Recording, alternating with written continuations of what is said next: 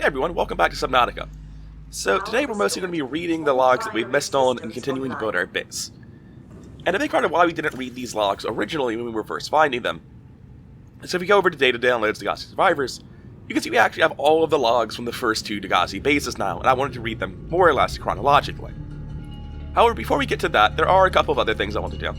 The stasis rifle is one of the few ways of actual combat you have. It literally shoots time distortions. And like all Altera technology, it apparently has its own terrible motto. The Altera stasis rifle. Life's fast, why not put it on pause? And it's like, that's not catchy at all. Come on guys, you can do better.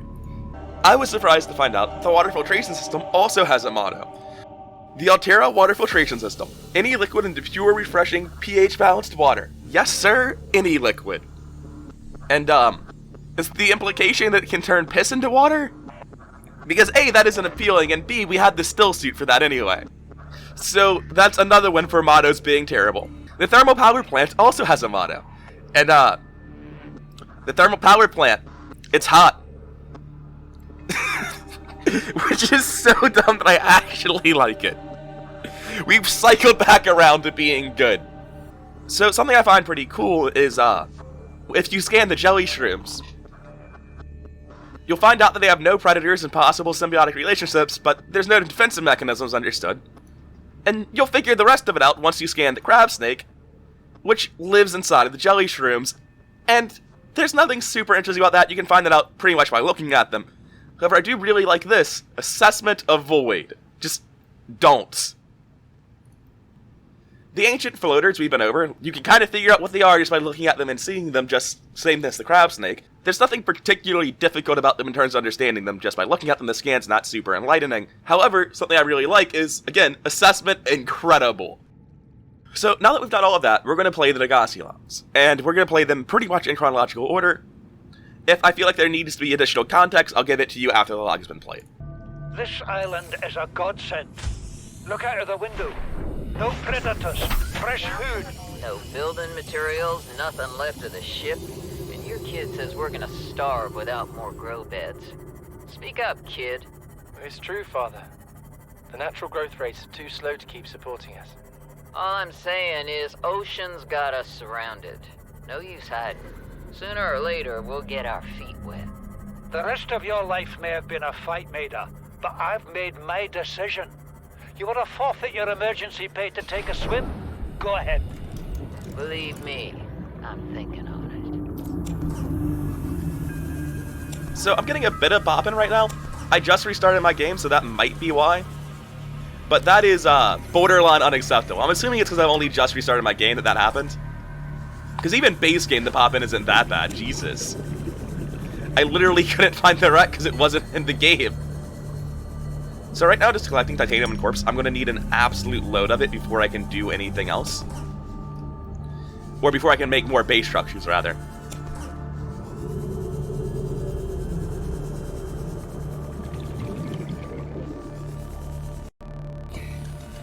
I don't feel like there's a particularly whole lot to say about that message we just got. They've crash-landed, they've got a base set up, and there's a bit of strife going on, but not a whole lot. And I believe the next one should be this log. Chief's log, 5 weeks since the crash. The only other survivors are my son, Bot, and Maida, the cut-price mercenary I commissioned for the journey. After days drifting in the life pod, rain hammering on the roof, the weather cleared and we washed up here. I had Maida salvage the Degasi wreck, set Bart to finding us a stable source of food. His education is paying off sooner than I'd anticipated. Our only problem is Maida. She says the weather's going to turn. I say she's finding excuses to risk our lives. I imagine she's not gonna weaken her life without a physical altercation, and she's itching for a fight. In every judgment she makes, things go from bad to worse. If she had my experience, she'd have more faith. Humans have spent millennia specializing in how to shackle nature to our will. This planet won't cause us any new problems. My one task now is to keep us alive, as comfortably as possible, until the insurance company arranges rescue. In this part of space, that could be months, or even years.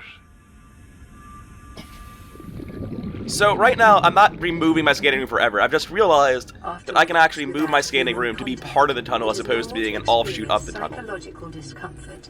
Research indicates symptoms may be partly alleviated by adopting a pet or anthropomorphizing an inanimate object. Yeah, I'd say I'm experiencing a little bit of psychological discomfort.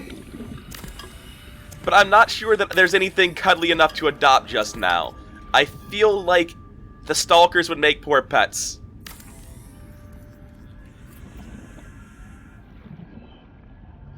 Right, I can't attach this just yet on account of some problems I have. And those problems should be internal lockers, right? Welcome aboard, Captain. Yeah. So I need to fix all of my lockers, they're kind of a mess.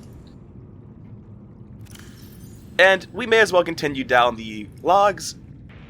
Son, I said wait for the storm to pass. Your life's more valuable to me than a plant patch. You stopped being in charge when the ship you were captaining sunk. I'll stop being in charge when you take charge of yourself. Say, Chief. Chief, What? you know how to drain those grow beds of 40 tons of stormwater? Or how to conjure food from the air? I know how to prioritize. I'm just saying, if that's so, what's your boy's life worth to you today? If tomorrow you're gonna be so hungry you start wondering what he tastes like, let him go deal with the plants. Son, go deal with the plants. Bard, Torgal has disembarked the habitat. Interfere with my family again, and when rescue arrives, I will leave you here. Do you understand me? No rescue coming, Chief. Not in time. And no staying here neither. This rain keeps falling, sooner or later this place will be buried. Only choice we got is whether to get buried with it.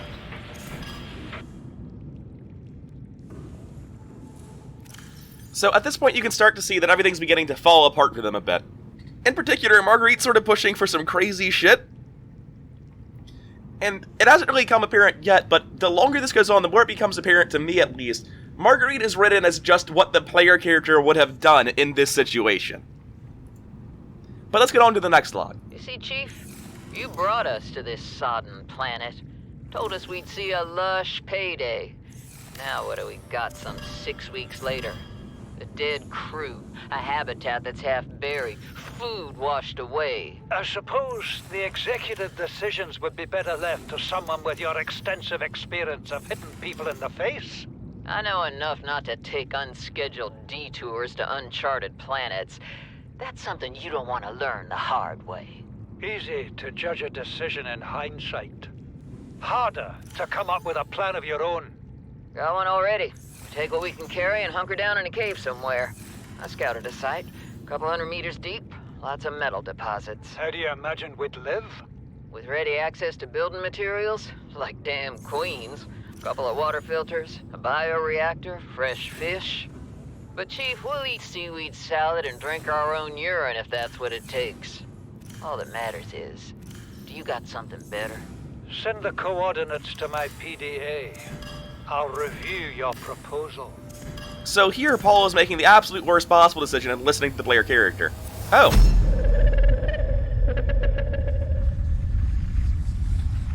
What are you? Well, I was gonna joke about that. So if I was thinking you couldn't have that play if you were inside of a radio message because they both do audio. The answer is we got the visual for the Seamoth telepathy thing. One second, I'm very upset with this. I know this can go here. Why can I not put it here? What I was originally going to say is we got the Seamoth's visuals and the rest of its message during the radio broadcast. And as soon as the radio broadcast ended, we got its telepathy, which is a little bit weird. Kind of a lot weird. So my dreams of symmetry seem to be dead. Why is it like this? What's the difference from one side to the other? It's literally symmetrical, right? It's gotta be that the box for this isn't symmetrical, that the handle side has more requirements than the hinge side. That's the only thing I can think of, but you don't actually open it, so I didn't even consider that as a possibility. Why aren't these walls the same? I'm dying inside. Oh, it's the worst. Alright, so I'm gonna find a different use for that wall then, because I'm done with that. That's just triggering at this point, we're not getting anywhere. So all the logs we listened to so far came up on the floating island. And now we start listening to the logs that they left behind in the Degasi sea base, the one we found in the Jelly Shrimp Cave. I thought it might get claustrophobic living underwater. Father feels it is.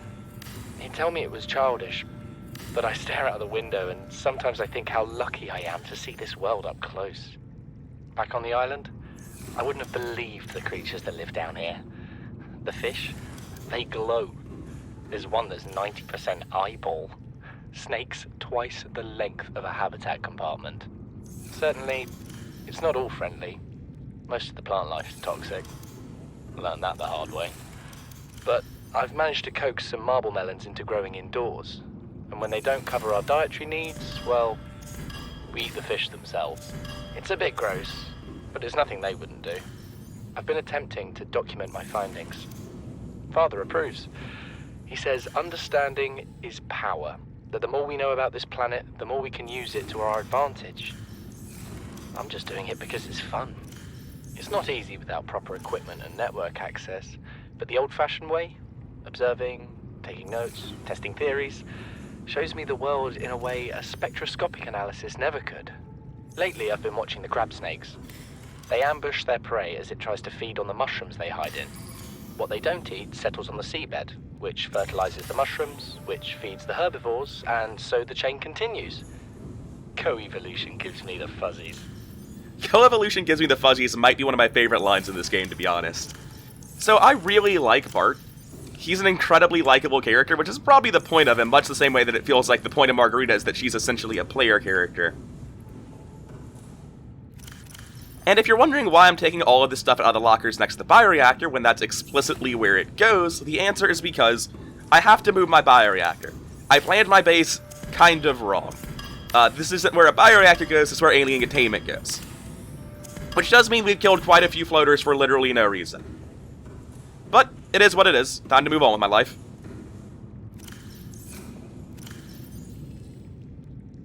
And before I continue on with building and logs, there's one thing I want to quickly show you. Welcome aboard. Previously I mentioned that the Seamoth is just more developed than it needed to be. Because it's got a couple extra layers of depth, it feels very real and charming.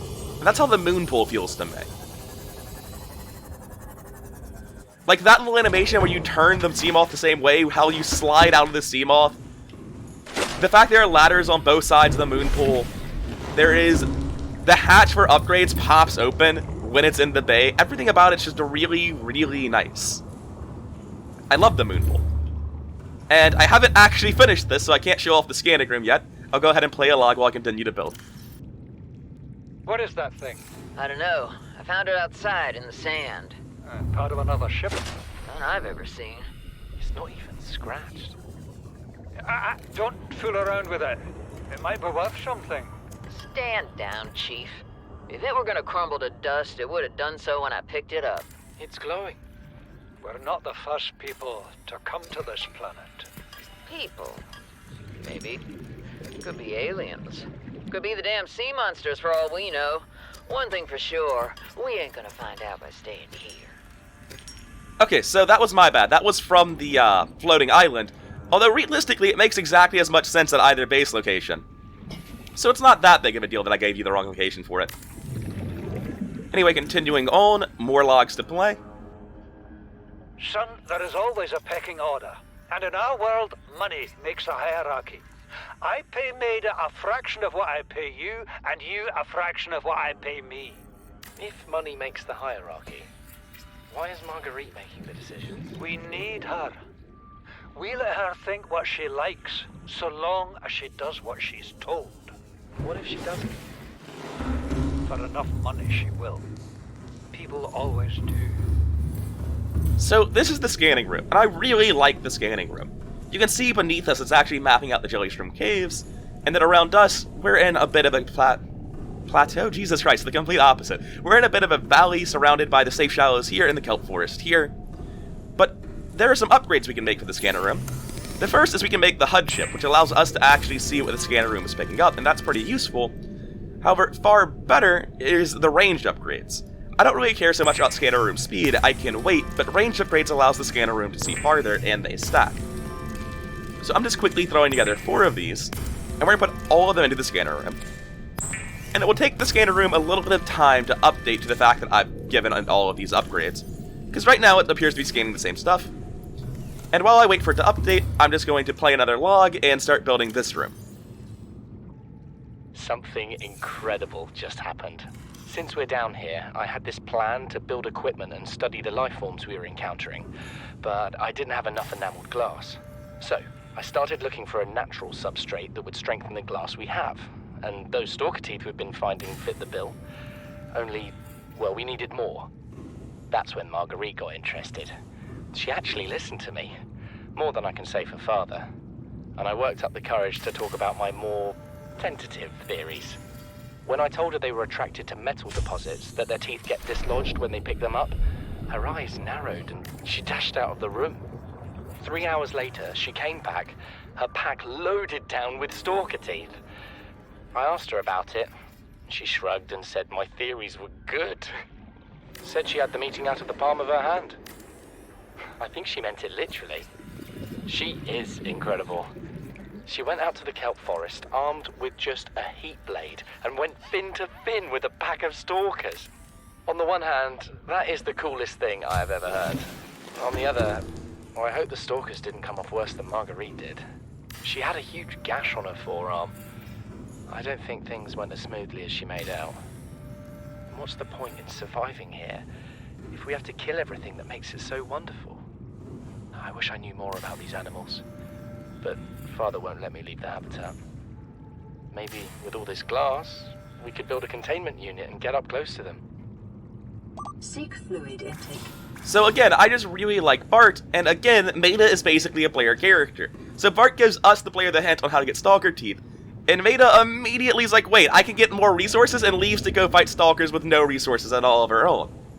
So now that we've added these range upgrades, you can see we have a much bigger map of the surrounding area. We can see way deeper into the safe shallows, way more of the grassy plateau. We can also see the massive path the Aurora left beside us. That's what this is in the crash zone. And is there anything useful I can scan for just now? I do want quartz, actually, so I'll scan for that. Actually, probably shouldn't be scanning right now because I'm about to disassemble my main source of power. Which, by the way, is what we're doing, and the reason we're building a bunch of plant pots is because all of these don't really fit. The alien containment is massive. I'll quickly demonstrate that for you. It won't lock because this is in the middle. There's basically not enough room to walk around the alien containment if there are plant pots beside it. So I'm going to have to move my garden as well as my bioreactor. You know what Maida told me today? She wants to build a habitat 500 meters below sea level, more than 1 kilometer northeast of here. And she needs Bart and I to do it.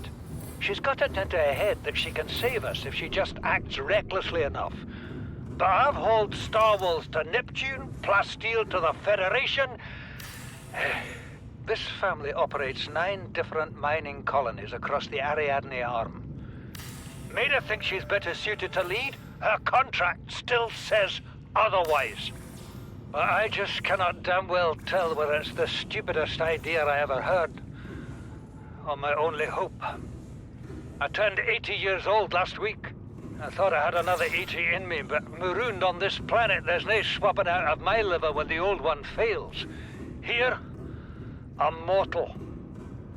And Maida is useful. So, it's my responsibility to make a decision. Return to the island and hope whatever knocked the Degasi out of the sky won't do the same to the rescue ship. Or take us deeper in search of answers. And all the while be hoping old age gets me before the sea monsters do. I'll give Maida just one thing. She was right about these caves. There's enough lithium there to fabricate 100 tons of plasteel. Enough for a damn fleet of Cyclops submarines. There was nothing anyone could have done to avoid crashing here. But I was right to order the detour. If we get off this planet, they'll be talking about the Torgal share price on the other side of the Federation. Seek fluid intake immediately. Vital signs stabilizing. One thing I really like about Paul Torgal is that he actually comes off as like a really realistic character. It doesn't even sound like he's super invested into how expensive his stuff's going to be, he's just trying to remain optimistic. He doesn't actually care about his share price, it's like, he has to, because the alternative is to not care because he thinks he's going to die.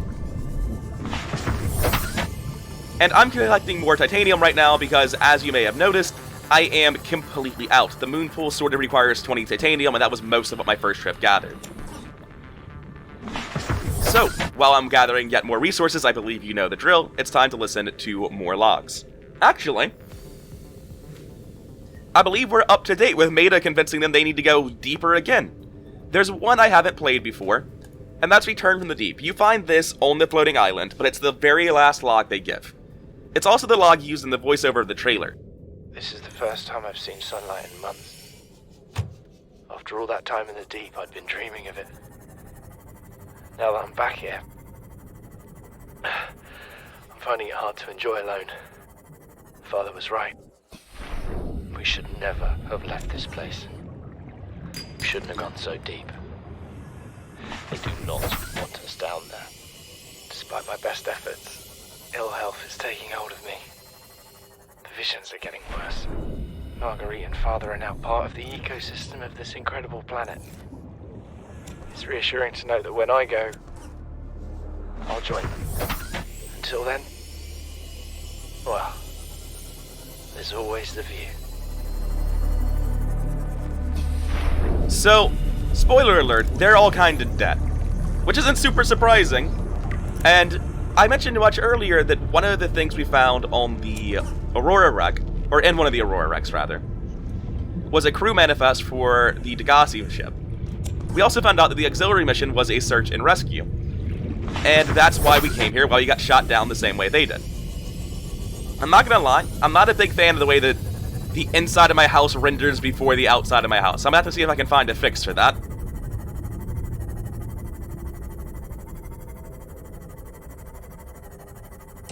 Speaking of things that I need to fix, though, I thought I would go ahead and lay down a bunch of creepvine, it would be pretty. It's not, it glows like the sun. So these need to leave. I don't need them here, I'm adjacent to creepvine anyway, they do nothing for me. Yeah, that'll show you, nature.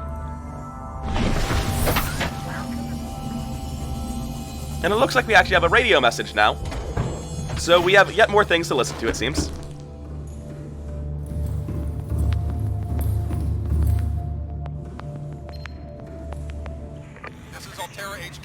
May be your only communications window. We can't send a rescue ship all the way out there, so Aurora, you're just gonna have to meet us halfway. We've uploaded blueprints to the ship's computer. Yeah, give me a second. Black box data shows the high security terminal in the captain's quarters is still functional. Becky's leaving like in 5 minutes. Alright, tell Becky I'll just take the regular. Regular? Yeah, she'll know what I mean. The code should And be... if she doesn't?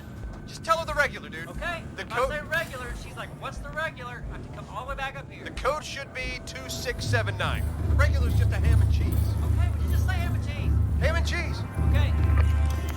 There are a couple of messages in that vein that are really, really enjoyable, and I think a big part of why I like them so much is because they come off as real human interaction in a game where there is literally none.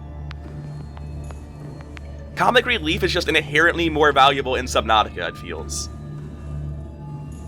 And it looks like I'm going to need actual resources, not just titanium, because I'm running short on silver as well. Going to grab all the floaters I have lying around, smash them into the bioreactor, and then probably head out to gather yet more resources. So I'll see you guys in a bit.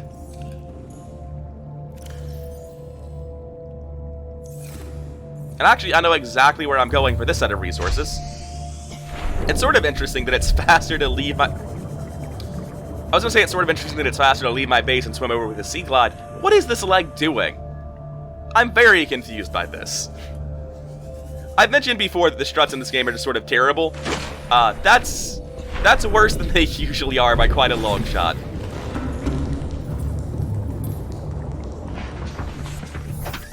So, I said that I know exactly where I'm going this time, and that's because I think it's actually marked on the map, isn't it? Yes, there's a heat area. There's a volcanic vent over here past the Stranglevine Forest, Why do I keep calling it Stranglevine? It's the area from WoW. The kelp vine, the kelp forest, or the creepvine forest, depending on which one you want to go by. That was very normal, don't worry about that. And I believe this is it? Yes. So when you're near the event, you take 1 tick of damage for not that much. And if you're in the main blast, you get a little bit murdered. So as long as we stay out of the main blast, we should be fine.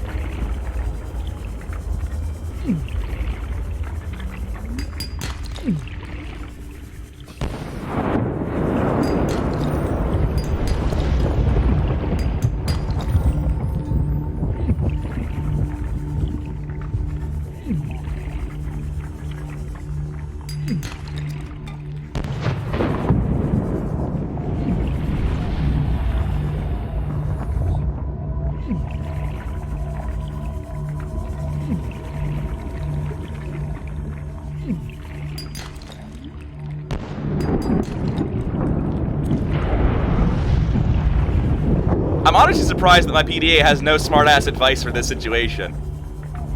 I think I'd have really enjoyed if it just piped up and said, don't, just nothing else, just don't. Because that's pretty high on the list of bad plans that I've had.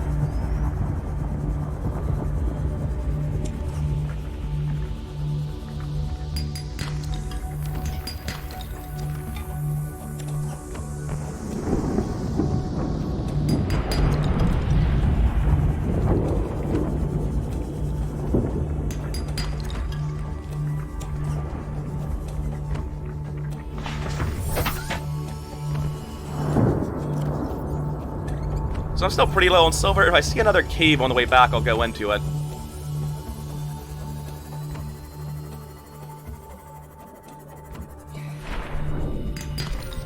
But barring that, I'm just going to head back because I do have enough to build the bioreactor, which is all I really need right now.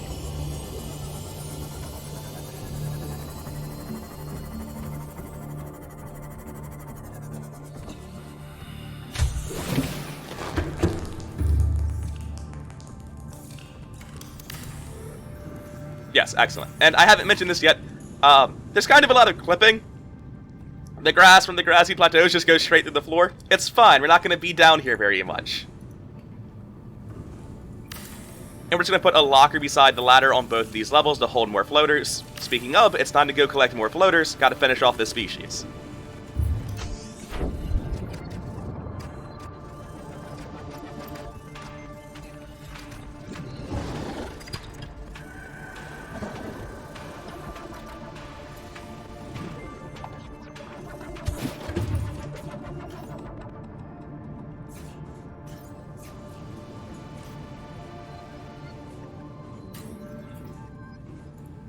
I'm undecided whether or not I want this to be just a full garden, or if I want it to only be things that I'm growing for fun.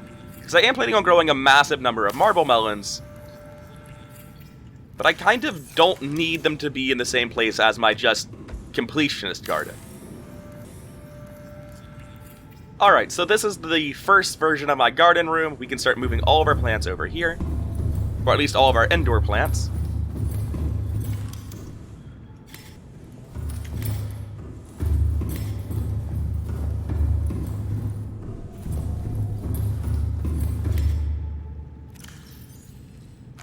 Fuck.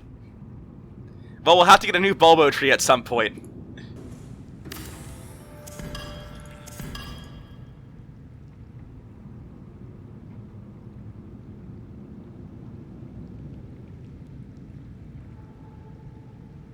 I cannot tell you how triggered I am right now. Base building in Subnautica leaves much to be desired. Oh, and actually, now that I'm down here to get these mushrooms, I realize some of these aren't in my garden.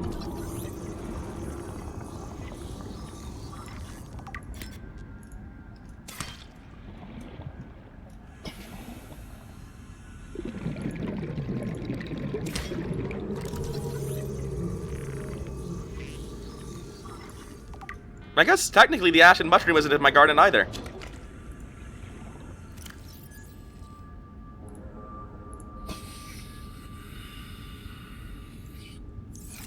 Well, if it's that small, I'm just gonna put several of them in.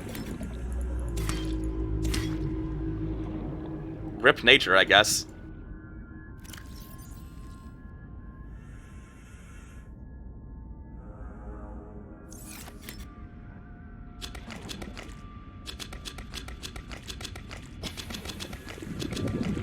And I can just knife these tiny plants to make them go away, since they're kind of not what I want. I'll leave that cluster. And they can stay too, sure.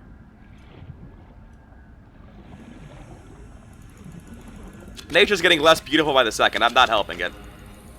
Sorry, nature, I need to put something in my bioreactor. So I've got a lot more base building to do, but I'm in dire need of glass and quartz. So I guess I'm going to actually start my scanner running for that. Ah, yes, that's a great thing to scan for. So somewhere in this view there's a Reaper Leviathan, and the answer is probably right here in this trench. But I want quartz. Not nightmares.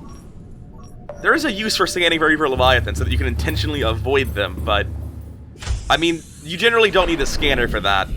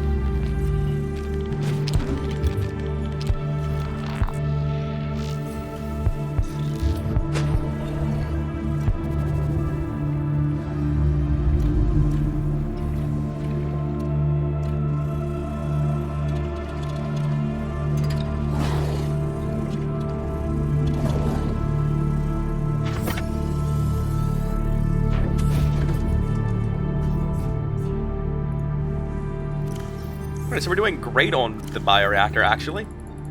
I had just assumed we'd be doing terribly. But the scanning room was actually not eating me up that badly. I remember it being a lot more intensive than it apparently is. I'm actually going to leave the grab trap in this locker, because that's essentially what it's for, is gathering fish to throw into a bioreactor. No, the grab trap is for fun.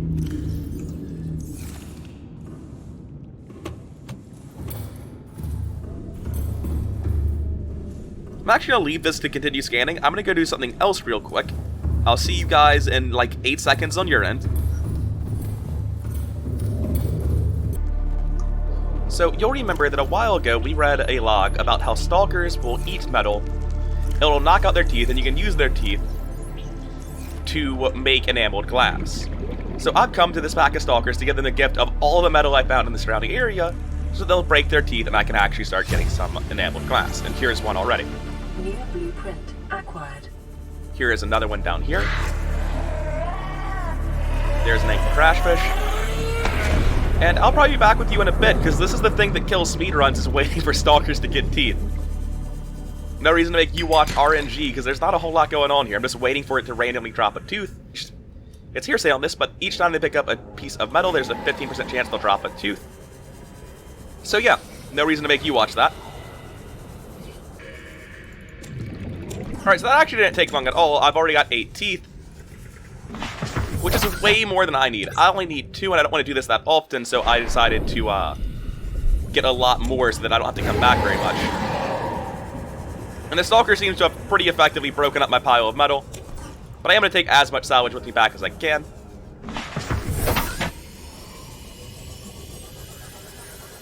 And as you can see, there's just quartz in every direction. If I stop my scanner, it will stop scanning, like this won't stay up. And I think I need a second round of glass, which is why I've left it on as I've been doing other stuff. And if you're wondering what other stuff, since there was a cut in there, very, very important stuff, obviously. which is to say stuff that isn't really important at all. I went to go get a second piece of bulbo tree because I ruined the first one. Which is really just me going back and forth to the island, not a whole lot to talk about there. I could just say I'm an idiot, I'm an idiot, I'm an idiot over and over again, or sing like other Let's Players might be prone to doing, but that is not my style. My style is to just save you time, why would I make you suffer through this? There we go. Bulbo tree accomplished, got him.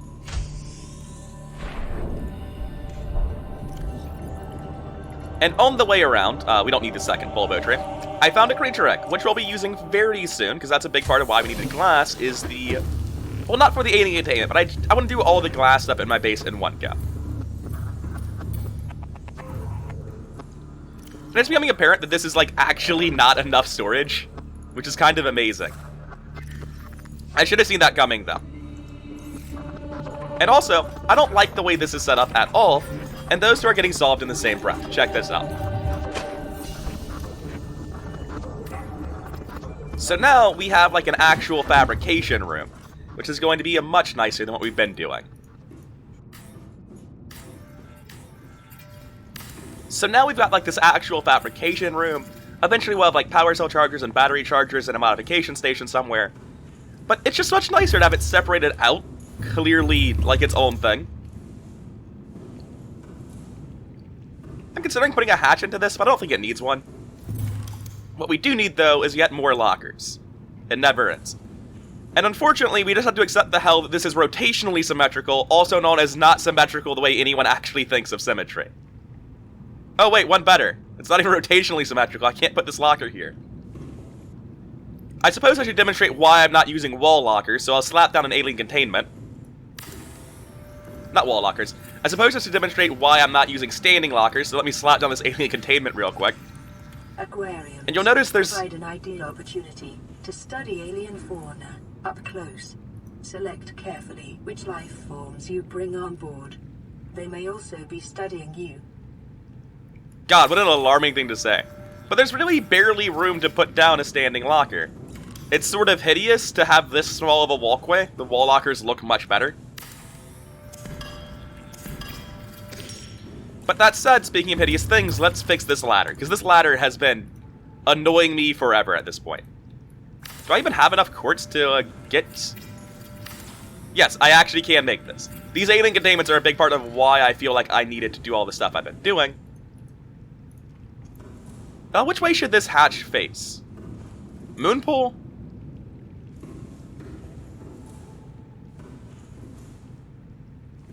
I feel like the hatch is kind of ugly, so I'm going to have it face towards the Gardens District, because I feel like I'm using that the least. District?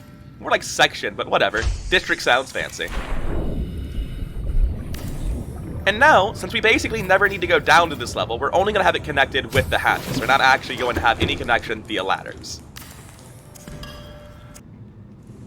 So what I'm going to do on this side is I'm just going to have them be spaced out, I guess, and pretend that's what I wanted the whole time. Words cannot describe my anger. They really can't. So on this side, we're just going to have less lockers, and it's going to be awful. That's the end of it. And we've already done the same testing on this side, so we know it's going to have to be the same here.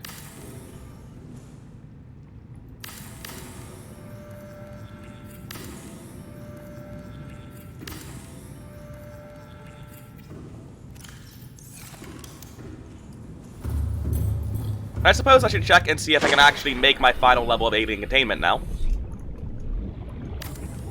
Each layer of alien containment can hold 10 different species, or 10 different individual creatures, rather. And as such, if you actually do the math, that means you only need 3 alien containments to hold one of every creature in the game. And since I'm not planning on making an aquarium just for the fun of it, I'm planning on making an aquarium to hold one of every animal like an ark. I guess I should hold 2 of every animal if I'm going to be like an ark, but don't think about it too much. Then I only need these 3 alien containments, and I like having them as a centerpiece to my main room. And it looks like I actually do have enough glass to make it now, which is great for me. So we'll slap down a hatch on this one, same side as the other 2. Because much like the bottom room, we aren't really coming up here. I might end up using it as storage at some point. It's just alien containment, though. That's the main point of these rooms. The main point of all this is just to have a massive centerpiece alien containment that I have to walk through from my moon pool to get anywhere. My home, my gardens, or my fabricator. And you might have noticed I pointed this way instead of my home, and this is currently a dead end. Let's fix that, shall we? But first, I need to go get more quartz, because I'm out of glass, and I'm going to need some glass for this. Right, so I've got plenty of quartz to build what I need now. I might need more glass in the future, but for now, I've got way more than I actually need. And oh, hey, we have another radio message. Let's listen to that.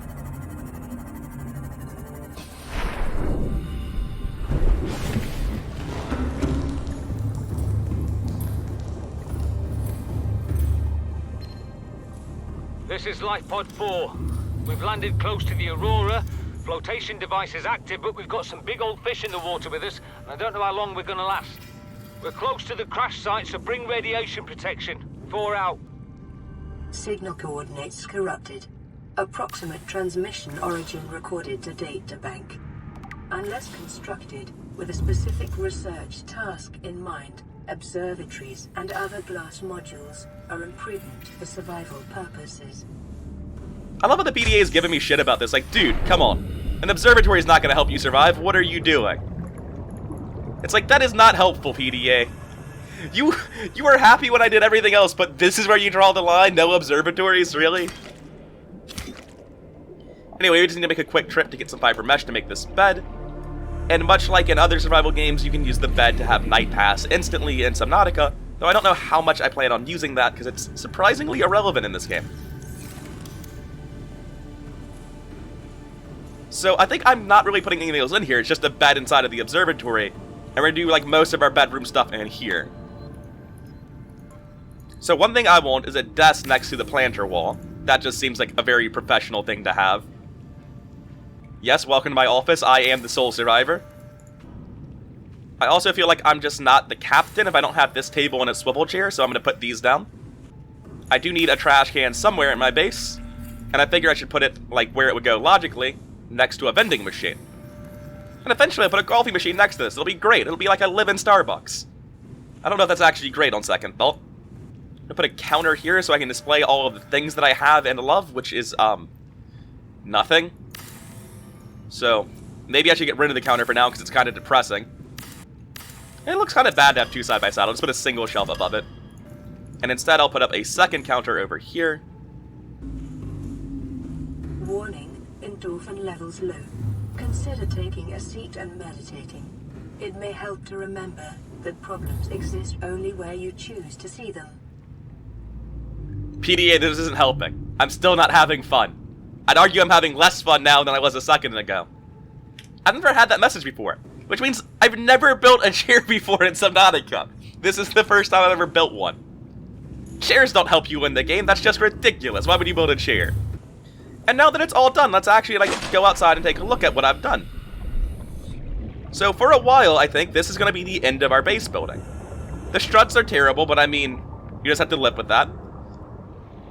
We've got 2 3-layered multi-purpose rooms, one for our aquarium, one for our reactors, a scanning room, a bedroom, and a moon pool, which is like way more than you could ever need. You can survive with just a moon pool. You can survive without even a moon pool, just in a single cross-section.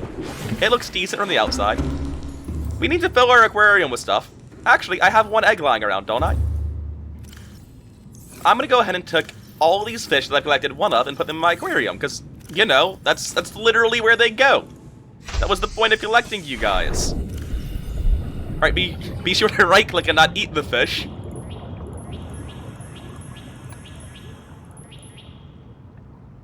I think I need to, like... Do I just drop it in here? Yeah, I just drop it in here. If it never hatches, I'll know I've done something wrong. But now I've got my arc kind of going a little bit. Let's look at it from the outside, like someone who's not a barbarian.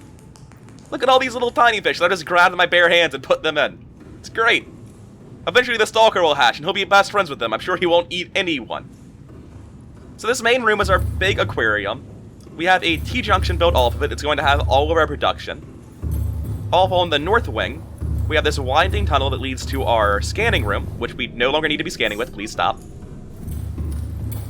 And then into our garden. Our garden is, of course, built on top of our bioreactor levels, and we pretend that the second bioreactor level isn't a nightmarish train wreck, because it totally is. And all of these are planted. This is planted, isn't it? Why did I plant the bulbo tree over here? What's wrong with me? Well, we might do some rearranging over here eventually, but for the time being, it is what it is. Vital signs stabilizing. And marble melons are ridiculous. If you didn't believe me until just now, now you know. They're not balanced. They're not okay. They shouldn't be in the game in their current state.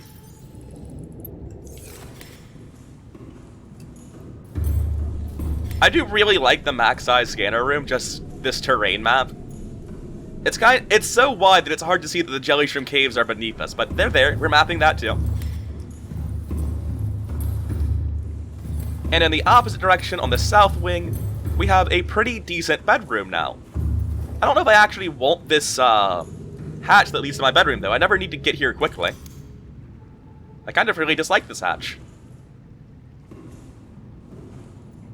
You know what I do want over here, though? I'm going to leave the hatch for now. Maybe I want it.